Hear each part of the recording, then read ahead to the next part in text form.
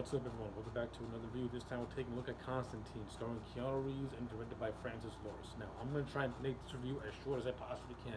I overall thought that Constantine is a very intriguing and interesting movie, but it suffers from a lot of problems that pretty much makes it an okay and entertaining movie. I'm going to illustrate my pros and illustrate my cons. So, pros. I think the overall cast in this movie is quite solid. I am a fan of Keenu Reeves, and I like him as John Constantine. I think to me, he has all the characteristics of what Constantine is. He has the cynicism, he is the chain smoker, he is a badass. And in this movie, I thought Keenu Reeves played the role really, really well. I thought he was fine. I like the little banter he has with Shia LaBeouf. Yes, Shia LaBeouf in this movie, who plays a character called Chase, who is like John's little sidekick. I thought those two had good banter with one another.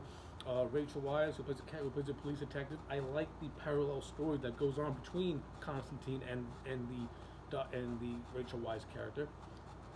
And I like how their partnership is one of mutual, and there's no hints of any romance whatsoever between these two, which I like, because John Constantine, he is somebody who is a demon hunter. You know, he sends demons back to hell.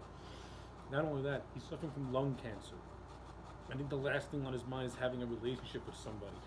But I like the parallels between the two. I like how Dodson is investigating the suicide of her sister, and he goes to Constantine for help, and she goes to Constantine for help. Of course, the movie is much more deeper than that. There's much more things going on with it. But I like how those characters intertwine with one another, and for me, it works for the most part. Dejman Hosu is in this movie. If I pronounce his name wrong, I'm sorry. He plays a character called Papa Midnight. I thought he was fine for what he had to do. Gavin Rossdale plays a character called Balthazar, and I like the rivalry between Balthazar and Constantine. It's very entertaining. How Balthazar just wants to like get on. How Balthazar just totally hates John Constantine. The feeling is mutual, and they have a very entertaining fight scene too. So that was pretty cool for what it was. And Gavin Rossdale did a fine job in the role. Nothing spectacular, but nothing horrible either. Tilda Swinton plays the angel Gabriel, and I thought she was fine in the role too. Pretty much, John Constantine goes for Gabriel to give him a reprieve so he can go to heaven, but John can't go to heaven because he committed suicide. So the angel pretty much denies him that. And I thought Swinton's performance in the movie was fine. Nothing spectacular, but nothing bad either. I thought she played her role fine. And then, of course, we get Peter Stormare, who comes in later on in the movie, who plays Lucifer himself, Morningstar. And again, I thought he was fine. I think Lucifer should have more of a presence in this movie instead of coming in like the last 15 minutes, which is what he does, to send just to take his son Mammon back to hell because the Dobson character is being used as a vessel to unleash Mammon to the earth, and Gabriel was going to unleash Mammon as a sacrifice until Lucifer stopped the whole thing. Like I said, this movie has a very convoluted story, and that's my problem with it.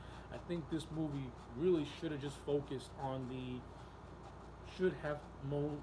mainly focused on Dodson and Constantine trying to figure out what happened to Dodson's sister. Was it a suicide, or was it something much more afoot? Well, all the while, Constantine has to deal with all his demon hunting and stuff like that. Which, to me, I think is some of the best parts of this movie, is seeing the demons. I think a lot of these demons in the movie, they have a really cool hell-looking looks. Speaking of which, I actually like the look of hell in this movie. I like how it looks like a desolate wasteland. Visually, this movie has got some good ideas behind it. Visually, it looks pretty cool. It looks grim. It looks dark. It has a grittiness to it. But to me, the most intriguing part was the detective story about it and the supernatural detectiveness about it.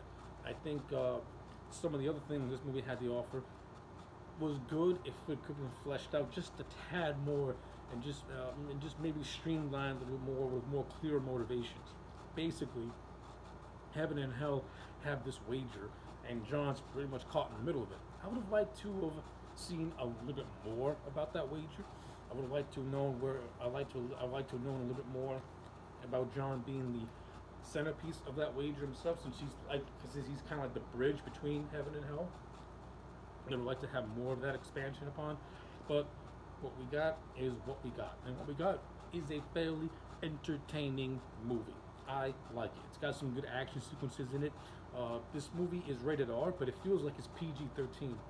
I feel like this movie was too scared to really utilize its R rating and really go all out there with the bizarreness that Constantine has to offer.